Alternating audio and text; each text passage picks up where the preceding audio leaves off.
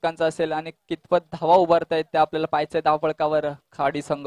दरम्यानचा पेश पुन्हा एकदा गोलंदाजी मार्कवर समोर जातील. आता हेमंतला, हेमंत आपल्या फॅट मधून एक षटकार दाखवून दिलाय प्रेक्षकांना. आता मात्र पॉइंटचा खेळाडू पुढे सरकतोय, चेंडू खाली येतोय आणि फलंदाज मात्र जलबादच्या स्वरूपात पहिला गडी बाद होतोय खाडी संघाचा.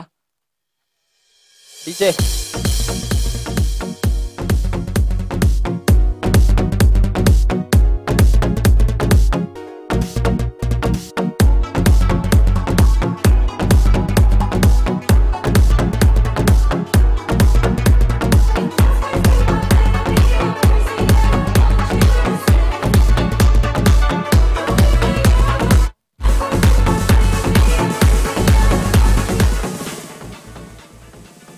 डीजे मास्टर www.tenniscricket.in च्या माध्यमातून थेट प्रक्षेपण सुरू आहे. घर बसल्या आपण कुठेही कार्यालयात असो, लॅपटॉप, मोबाईल, स्मार्टफोन या माध्यमातून आपण हे सामने पाहू शकता. दरम्यान त्याची जागा भरून काढतो नवीन फलंदाज सूरज.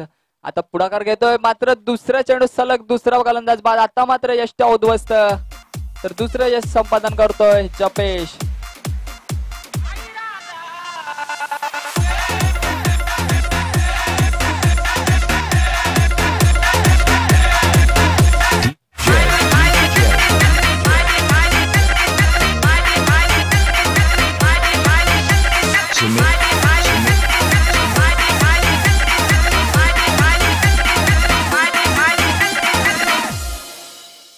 तर सलामीच्या दोन्ही फलंदाज तंबूत परतलेत. आता नवीन फलंदाज खेळपट्टीवर दाखल झालाय तो साहिल. साहिल आणि सूरज या दोन्ही फलंदाजांनी जर आपण पाहिलं तर या स्पर्धेतील पहिल्या सामन्यामध्ये प्रेक्षकांची मनं जिंकली होती. साहिलनं तब्बल 32 धावांचं योगदान दिलं होतं मागच्या सामन्यामध्ये आपल्या संघाला आणि एक मोठी धावसंख्या उभारून दिली होती धावफलकावर. तर दुसऱ्या बाजूने आपण पाहतोय सूरजला. दोन्ही फलंदाज, या दोन्ही फलंदाजांमध्ये तितकीच आक्रमकता, ऊर्जा आणि ताकद, मोठी धावसंख्या उभारण्याची. तर जपेश हॅट्रिक मार्कवर. आता मात्र चेंडू लॉंग ऑनच्या दिशेने येतोय, क्षेत्ररक्षक येतोय चेंडू खाली, पाहायचा आहे त्या ठिकाणी हॅट्रिक संपादन करतोय. या स्पर्धेतील दुसरी हॅट्रिक. पहिली हॅट्रिक आपण राजाच्या नावावर पाहिली होती, तर जपेश या स्पर्धेतील दुसरी हॅट्रिक आपल्या नावावर संपादन करतोय. तसेच 3 गड्यांच्या मोबदल्यात आता मात्र धावसंख्या खाडी संघाची 13.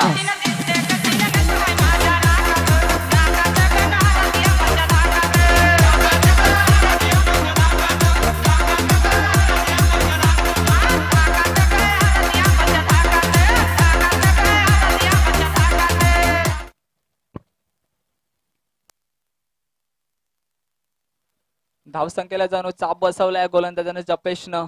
कुठलेही मोठे फटके खेळण्याची संधी उपलब्ध करून देत नाही. बदल्यात 3 गड्यांना माघारी धरलाय. सलामीच्या 3 फलंदाजांना त्यांनी आता माघारी धरलंय.